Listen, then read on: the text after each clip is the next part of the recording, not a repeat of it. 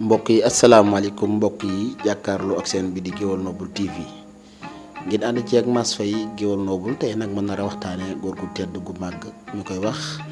Mame Makhtar Ndoumbé Diop mi nga xamante ni moo sañcoon Koki. Mame Makhtar Ndoumbé Diop di góor gu tedd di góor gu màgg di nitug diine waaye nit lislaam